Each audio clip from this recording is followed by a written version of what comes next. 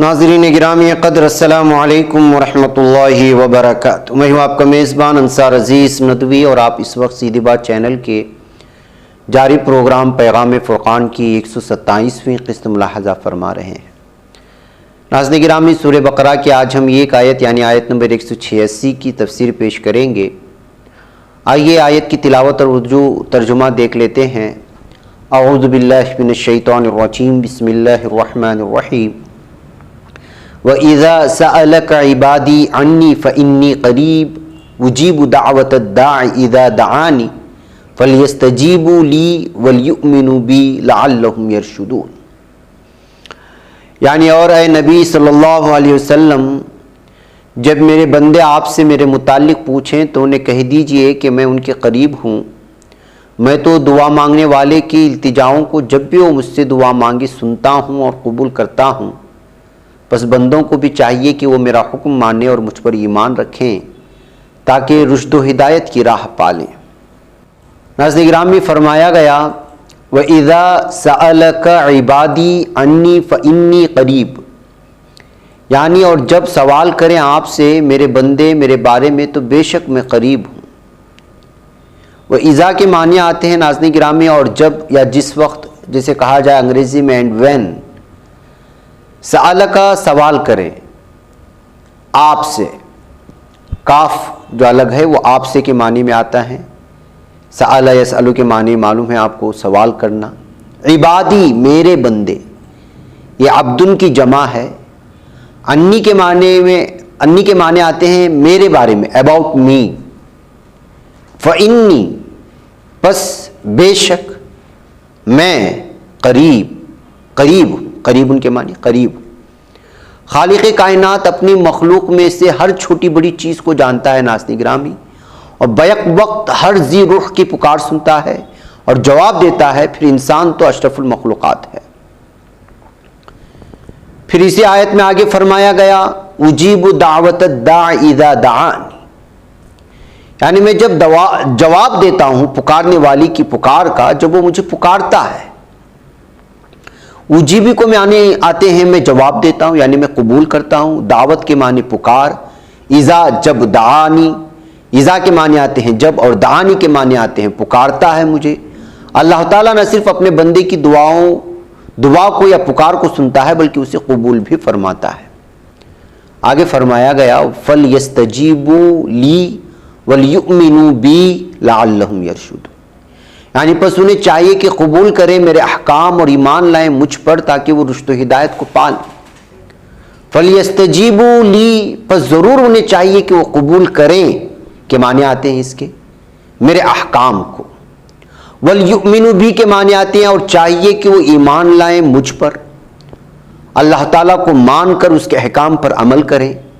اور لعلہم کے معنی آتے ہیں تاکہ وہ یرشدون، رشد و ہدایت پالیں۔ ناظرین گرامی، اس سے قبل کی آیت مبارکہ میں رمضان المبارک اور روزوں کا ذکر تھا، اس کے بعد بھی احکام رمضان بیان ہوئے ہیں اور اس پر حافظ صلاح الدین یوسف لکھتے ہیں رمضان مبارک کے احکام و مسائل کے درمیان دعا کا مسئلہ بیان کر کے واضح کر دیا گیا کہ رمضان میں دعا کی بڑی فضیلت ہے جس کا خوب اہتمام کرنا چاہیے۔ خصوصاً افطاری کے وقت کو قبولیت دعا کا خاص وقت بتایا گیا۔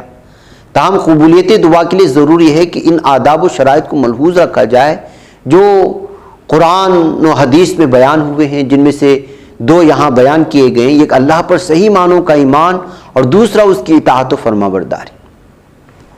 مولانا عبد الرحمن کیلانی رحمۃ اللہ علیہ لکھتے ہیں دعا کی قبولیت کے کچھ آداب ہیں۔ سب سے اہم بات یہ ہے کہ حرام خور کی یعنی حرام کا کمایا ہوا مال کھانے والی کی دعا قبول نہیں ہوتی ہے، اور اس بات کی صراحت و حدیث میں موجود ہے۔ دوسری ہے کہ یہ دعا ممکنات سے ہو، مثلاً ایک غریب آدمی جسے امور سیاست کی خبر تک نہ ہو یہ دعا کرنے لگے کہ یا اللہ مجھے اس ملک کا بادشاہ بنا دے، تو ظاہر ہے کہ ایسی دعا قبول نہ ہوگی، اور نہ ہی کسی کو ایسی دعا کرنی چاہیے جس کا تعلق قطع رحم یا کسی گناہ کے کام سے ہو۔ تیسری یہ کہ دعا کی قبولیت کا بھی اللہ کے یہاں ایک مقرر وقت ہے، لہٰذا اس سلسلے میں انسان کو نہ جلد بازی کرنی چاہیے اور نہ مایوس ہونا چاہیے، کیونکہ بعض دفعہ دعا کا یہ فائدہ ہوتا ہے کہ اس سے کوئی نازل ہونے والی مصیبت دور کر دی جاتی ہے۔ اور چوتھی ہے کہ جو دعا کی جائے پورے خلوص نیت اور تہ دل سے کی جائے، بے توجہی سے اور عادتاً دعا کرنے سے کچھ فائدہ نہیں ہوتا۔ اور پانچویں یہ کہ دعا کرنے سے پہلے اللہ تعالیٰ کی حمد و ثنا اور حضور اکرم صلی اللہ علیہ وسلم پر درود بھیجنے کے بعد اپنی حاجت کے لیے دعا کی جائے. اور چھٹے یہ کہ اگر اسے اپنی دعا قبول ہوتی نظر نہیں آ رہی ہو تو بھی اللہ کی رحمت سے مایوس نہیں ہونا چاہیے، کیونکہ صرف اللہ سے دعا کرنے اور کرتے رہنے کا حکم ہے. اس کی قبولیت بسا اوقات اللہ تعالیٰ کی اپنی حکمتوں کے تابع ہوتی ہے. ایسی دعا کا یہ فائدہ ضرور ہوگا کہ اس کے نام اعمال میں دعا مانگنے کی نیکی لکھ دی جائے گی اور اس کا اجر اسے آخرت میں مل جائے گا، یا اس پر آنے والی کوئی بیماری یا مصیبت اٹھا لی جائے گی. پھر بعض اوقات ایسے ہوتے ہیں جن میں دعا جلد قبول ہوتی ہے، مثلا لیلۃ القدر میں یا سجدے کے وقت یا جمعۃ المبارک کی دن، اور ان کی تفصیل کتب احادیث میں موجود ہے. پھر کچھ حالات بھی ایسے ہوتے ہیں جن میں دعا فوراً قبول ہو جاتی ہے، مثلا مضطر اور مصیبت کے مارے کی دعا، یا مظلوم کی ظالم کے حق میں بد دعا، یا والدین کے اپنے اولاد کے حق میں بد دعا. والدین کو کوشش کرنی چاہیے کہ اپنے بچوں کے لیے ہمیشہ کلمہ خیر ہی منہ سے نکالیں. ناظرین گرامی، اس آیت مبارکہ کی حکمت و بصیرت پر اگر روشنی ڈالتے ہیں، مطالعہ کرتے ہیں، تو پتہ چلتا ہے کہ رسول اکرم صلی اللہ علیہ وسلم سے بعض لوگوں نے پوچھا تھا کہ ہمارا پروردگار اگر دور ہے تو ہم اسے بلند آواز سے پکارا کریں، اور اگر قریب ہے تو آہستہ آواز سے پکارا کریں. اس آیت مبارکہ میں اللہ تعالیٰ نے لوگوں کو بتایا کہ میں تمہارے بالکل قریب ہوں، حتیٰ کہ تمہارے رگے جان سے بھی قریب ہوں. تم زبان سے پکارو یا دل سے پکارو، میں تمہاری فریادوں کو ہر حال میں اور ہر وقت سنتا ہوں اور قبول کرتا ہوں.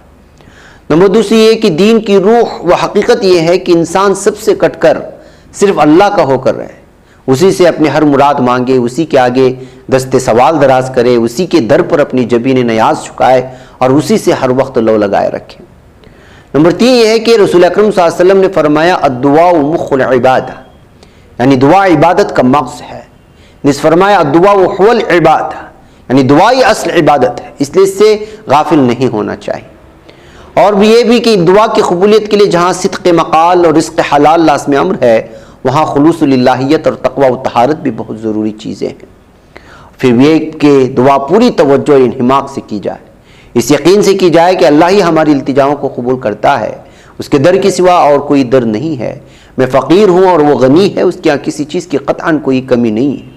اس آیت مبارکہ پر پھر غور کیجئے تو معلوم ہوگا کہ اس کے ہر حرف سے رحمت و شفقت ٹپک رہی ہے اپنے بندوں کے لیے اللہ تعالیٰ کی جانب سے. بیک ناظرین گرامی، یہاں وقت ہو چلا ہے، مجھے اجازت ہے، انشاءاللہ پھر آپ لوگوں سے ملاقات ہوگی. السلام علیکم ورحمۃ اللہ وبرکاتہ.